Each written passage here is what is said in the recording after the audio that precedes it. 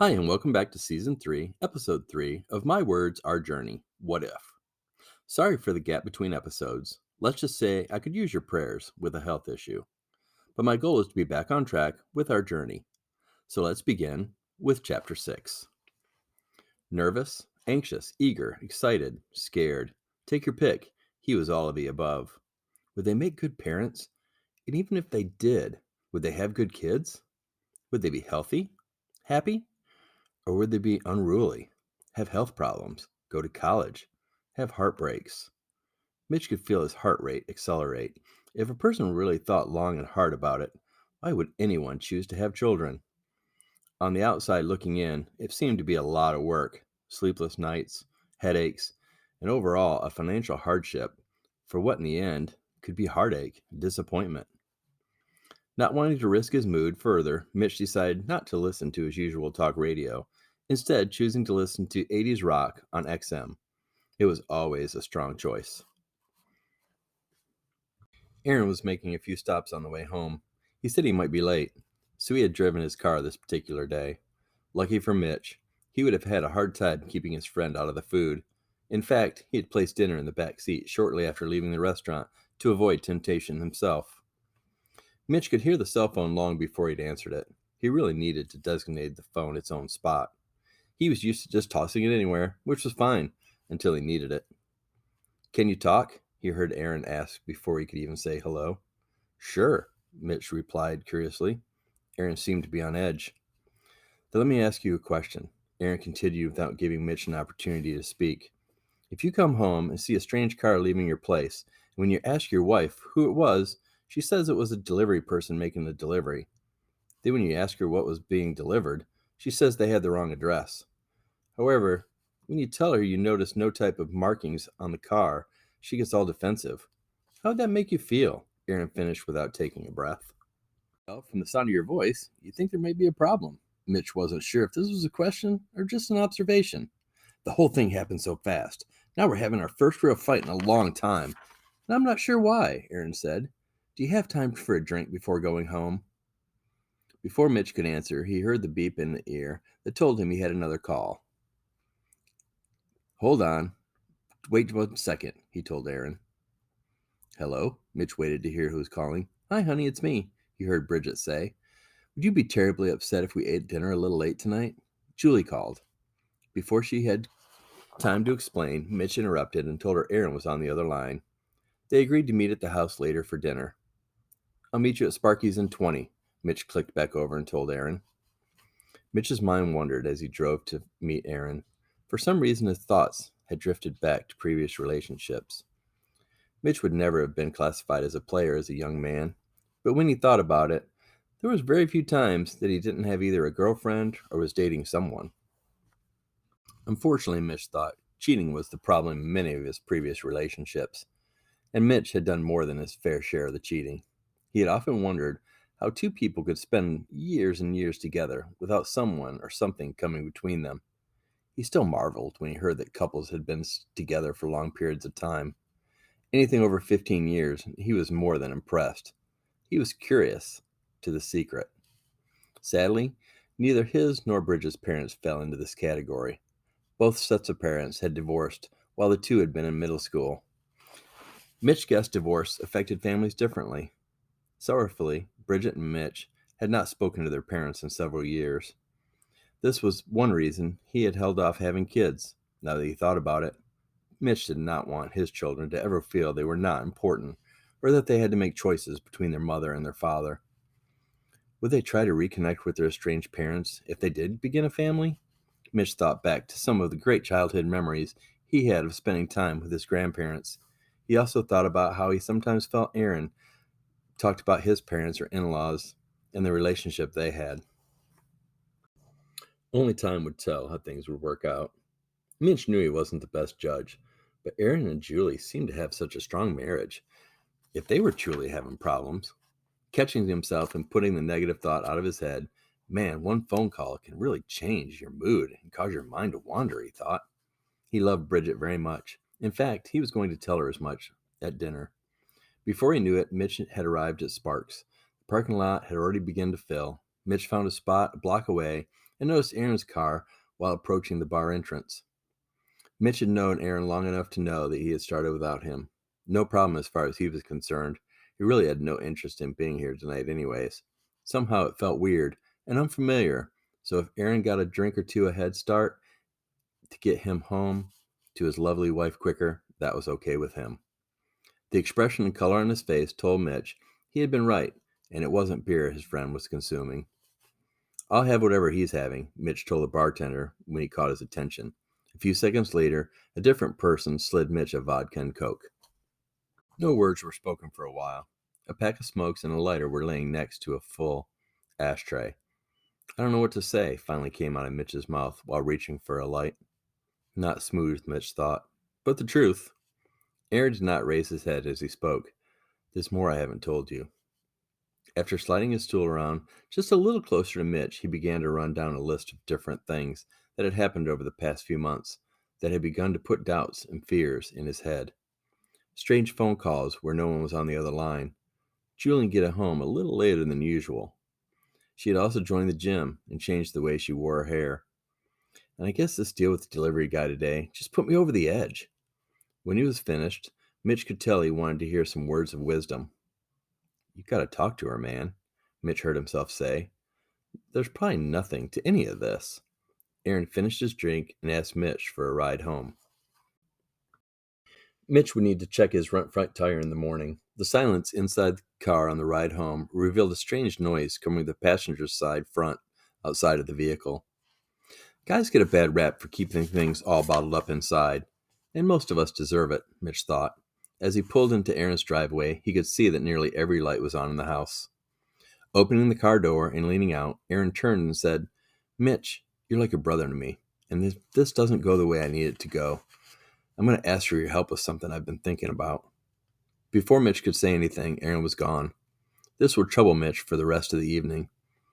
It was in the tone of his voice. Mitch could hear the frustration and panic in his friend's words. He really did not want to spend his time or energy worrying about Aaron and Julie. It would all blow over, and he just wanted to enjoy the next few hours with his lovely wife. As he entered the house from the garage, Mitch was a little surprised that Bridget wasn't home yet. A moment later, his cell phone began to vibrate in his pocket. There she is now, Mitch thought. But as Mitch said hello, he could hear the line go dead, so he hung up and tried Bridget on her cell with no luck. He had asked her over and over again to leave her phone on when she was traveling. No problem, Mitch thought. I'll put dinner in to warm and take a shower to ditch the bar smell. After he stripped down, fixed an ice water, and put dinner in the oven, he headed upstairs. As he was getting out of the shower, he could hear Bridget in the other room. "Sorry, I had to make a quick detour on the way home. Mr. Clayton called and needed me to get his daughter a housewarming gift," Bridget was saying as she entered the bathroom. "Getting in or out?" she said with a smile. "I'll say getting in," Mitch said as he started to take off the shirt he had just put on. This was going to be a wonderful weekend, he thought. Bridget and Mitch did not get to spend much quality time together during the work week. Bridget had one of those jobs that required extra hours from home, as she often had to remind Mitch. Being in the accounting field gave him the freedom Mitch needed outside the hours from 9 to 5. He had never wanted a career where he had to feel the need to put in extra hours or worry about the job before or after hours.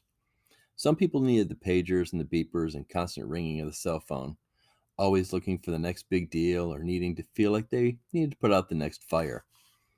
He felt sorry for those folks, really he did, and in the end, he married a woman who craved it all.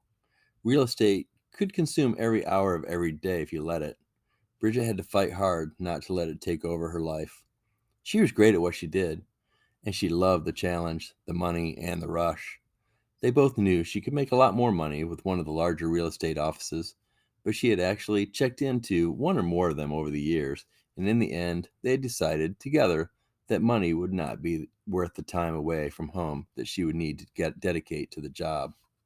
Instead, she had found a smaller agency, one with more of a hometown feel, and lovely owners who had raised 5 children and 4 grandchildren and loved to golf and be outdoors.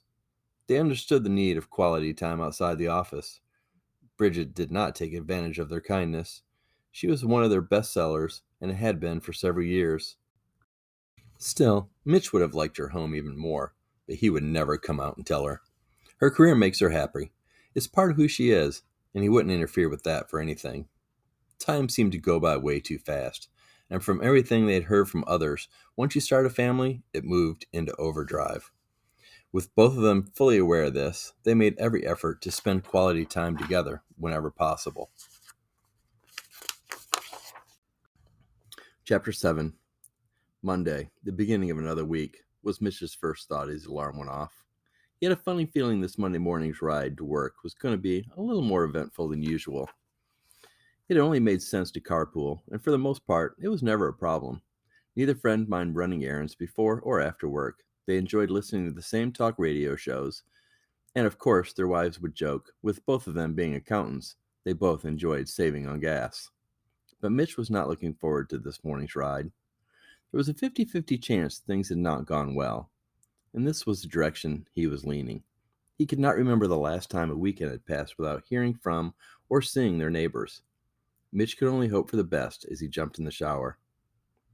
Why don't you just get up 15 minutes earlier, he thought to himself, so you don't have to rush every morning. The topic of children had not been brought up over the weekend. Mitch was not sure why. He had fully intended to bring it up. There had even been a couple of moments he thought was the right time. But something held him back, told him not to ruin the good vibes they shared from the shower on Friday night to the living room floor in front of the fireplace on Sunday evening. Not sure why he felt that way, plus the fact he had Aaron to deal with this morning, which only made him even less motivated to carry on with his routine. As Mitch was putting his cereal bowl in the dishwasher, he heard the familiar sound of Aaron's car horn. Here we go, he thought. Morning, buddy. Is it Monday already? Mitch tried to sound cheerful as he slid into the passenger seat. The weekends go by way too fast, don't they, partner? Aaron replied as he started to back out of the driveway. As Aaron was about to put the car in drive, Julie came out of their drive, and the two cars met. Aaron picked up the phone, hit the number 1. Within a second, he was on the phone with his wife. Beautiful lady like yourself should never have to wait. Please, I insist, Aaron said to his wife in a playful voice. Now I guess we know why we didn't see them all weekend, Mitch thought. He relaxed into his seat and felt better about the day ahead. As Julie's car began to pull away, Aaron looked over at Mitch and smiled. While planning his afternoon schedule, Mitch thought about how he had worried for nothing. He wondered if Bridget had talked to Julie yet. Maybe he should call, and they could compare. The telephone begins to ring. Notes. Mitch completed his thought as he answered the phone. Can you talk? Bridget answered. Sure, I was just thinking about you, Mitch answered. I hope it was good. I just called to see how your day was going. She never called to see how his day was going, Mitch thought. Let's have a little fun. Well, I'm glad you asked. There was a problem with one of the month-end audits, and Mitch never got to finish his story, the one he was making up as he went along. Bridget interrupted with, Mitch, you know I called to talk about Julie and Aaron. So for the next 5 minutes, they compared notes and both agreed. It was good for them that it all worked out. They both felt they could not ask for better best friends. They didn't want to have to take sides. Mitch sat in his office for a few minutes after hanging up with Bridget and just thought about how lucky he was. He thought about it often. Why had a higher power decided to bless him with a life that he had been given, when there were so many people that just seemed to be more deserving? Sometimes he felt guilty and would promise himself he was going to try harder to be a better person. Maybe he'd do some charity work in a soup kitchen, something. He did not like the way this whole mess with Aaron and Julie made him feel. Having all these emotions just wasn't right. He should be thinking about a ball game or something. Mitch was not going to keep falling into this state. He was determined. Life was just too short. Enjoy the moments. All he had to do was look around the firm. The rumors of infidelity, the large number of single parents, and the overall look of sadness in many of his coworkers' eyes. Mitch was confident they all had higher hopes for their lives. Yes, Mitch decided he needed to take better care in showing his wife how he felt about her. By the florist on the way home, if Aaron was up for it. Turns out Aaron thought the idea of flowers was a winner, so the two men stopped at the first shop they saw. On the ride home, both men decided they could not fit another single flower into the back seat of the car. Their special ladies would indeed be surprised.